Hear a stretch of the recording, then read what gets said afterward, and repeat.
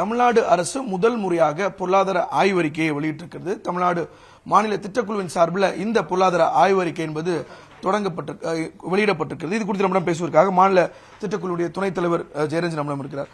Sir, ஒரு அரசுக்கு இந்த பொருளாதார ஆய்வறிக்கை எந்த வகையில் முக்கியம் சார்? முதல் முறையாக வெளியிட்டிருக்கிறோம்.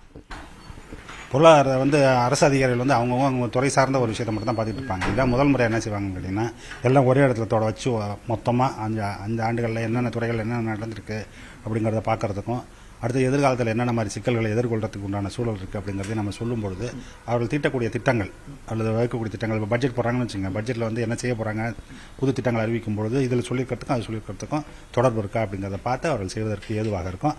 இன்ஃபார்ம்டாக சொல்கிறோம்ல, இன்ஃபார்ம்டாக டிசைட் பண்ணுறதுக்கு அது யூஸ்ஃபுல்லாக இருக்கும். இதில் வெளியிடக்கூடிய ஹைலைட்ஸில் பார்க்கும்போது தேசிய சராசரியை விட மாநிலத்தினுடைய பொருளாதார வளர்ச்சி கடந்த 3 நிதியாண்டுகளாக கன்சென்ஸாக 8% இருக்குன்னு சொல்கிறோம்.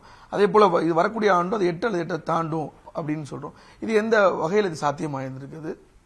நம்ம பொருளாதாரம் வலுவான ஒரு பொருளாதாரம் அப்படிங்கிறது ஒன்று. ரெண்டாவது ஒரு டைவர்சிஃபைடு பொருளாதாரம் அப்படின்னு கேட்டிங்கன்னா, ஏதாவது ஒன்றில் பாதிப்பு ஏற்பட்டதுனாக்கா மற்றது காம்பன்சேட் பண்ணுற அளவுக்கு எல்லாத்துலேயும் நம்ம வந்திருக்கோம். அதே மாதிரி ஒவ்வொரு துறைகளையும் எடுத்து பார்த்தீங்கன்னா ரொம்ப டைவர்சிஃபைடாக இருக்கும்.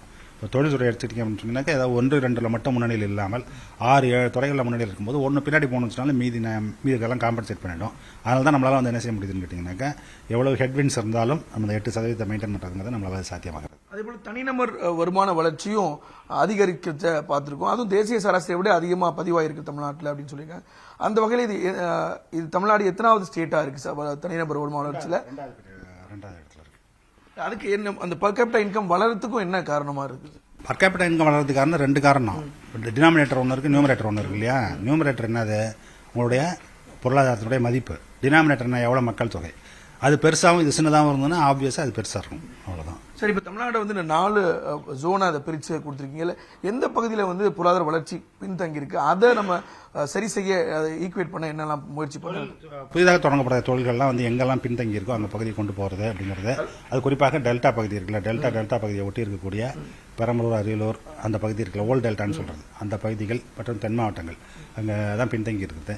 பின்தங்கி இருக்கும்போது தொழில்களை இப்போ அங்கே கொண்டு போகிறது அப்படிங்கிறத ரொம்ப கான்ஷியஸாக பண்ணுறோம். அதனுடைய விளைவுகள் நீங்களே பார்த்துக்கிட்டு இருக்கீங்க அப்படின்னு கேட்டிங்கன்னா, இப்போ ஏற்கனவே 2 பெரிய அளவில் தொழிற்சாலைகள் அங்கே போயிருக்கு.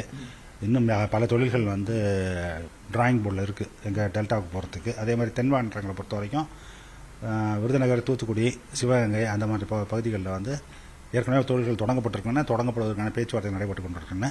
அதெல்லாம் அங்கே சேரும் பொழுது இந்த வளர்ச்சி இவ்வளவு லாப் சைடாக இல்லாமல் இன்னும் கொஞ்சம் பரவலாக சேரும் அப்படிங்கிறதான். இப்போ கடனை பொறுத்தவரை நமக்கு விதிக்கப்பட்டிருக்கூடிய வரம்புக்குள்ளே தான் நம்ம கடன் வாங்குறோம். ஆனால் அதை ஜெனரலைஸ் பண்ணும்போது அதிக கடன் வாங்குறோம் அப்படிங்கிற ஒரு தோட்டத்தை உருவாக்குறது. என்ன கேட்குறீங்க அப்படின்னு கேட்டீங்கன்னா, உலகத்திலே அதிகமாக நீங்கள் தான் கடன் வாங்குறீங்க நீங்கள் கேட்குறீங்க, யூபியோட அதிகமாக கடன் வாங்குறீங்கன்னு கேட்குறீங்க. அதுக்கு காரணம் என்னன்னு கேட்டிங்கன்னாக்கா, நான் இப்போ தான் சொல்கிறேன், அது நம்ம இஷ்டமெல்லாம் வாங்க முடியாது. அதுக்கு வரைமுறைகள் இருக்குது. அதுக்குள்ளே தான் வாங்க முடியும். உங்களுடைய ஜிஎஸ்டிபி எவ்வளோ இருக்கோ அதை பொறுத்து தான் உங்களுடைய கடன் வாங்கும் திறன். இப்போ எனக்கு சம்பளம் இவ்வளோ சம்பளம் இருந்ததுனாக்கா அதுக்கு தான் நான் கடன் வாங்க முடியும். கடன் நான் இப்போ நீங்கள் இருக்கீங்கன்னு வச்சுங்க, நான் கம்பெனிக்காரன் 100 கோடி ரூபா கடன் வாங்குறான், நான் போய் வாங்க முடியுமா? காரியத்து போக மாட்டான்னு. அது மாதிரி தான் அவன் கடன் கொடுக்கணும், அது மாதிரிலாம் கொடுத்துட மாட்டாங்க. அதனால் அதெல்லாம் கணக்கு பார்த்து தான் கொடுப்பாங்க. அது இல்லாமல் சட்டத்திட்டங்கள் இருக்குது. என்னன்ட்டு கடன் வாங்குவதற்கு சட்டம் இருக்கிறது, நிதி சட்டம் இருக்கிறது. அதுக்குள்ளே தான் வாங்க முடியும். நீங்கள் இந்த பொருளாதார ஆய்வறிக்கை இன்வெஸ்டர்ஸ்க்கு எந்த வகையில் ஹெல்ப்ஃபுல்லாக இருக்கும்? ஒரே இடத்துல பார்த்தீங்கன்னாக்கா இந்த தமிழ்நாட்டை பற்றி புரிஞ்சுக்கிறதுக்கு அவங்க டீம்லாம் வச்சிருப்பாங்க, அனலைஸ் பண்ணுறதுக்கு. அவங்கள்ட்ட கொடுப்பாங்க, இதை படிச்சு பாருப்பான்ட்டு. படிச்சு பார்த்து சொல்லுவாங்க, இதெல்லாம் இருக்கா அப்படியா, சரி ஓகே, அவங்க தேடிட்டு இருப்பாங்க. அங்கே அது மாதிரி தேடாமல் ஒரே இடமா இருக்கும் அவங்களுக்கு. Thank you sir.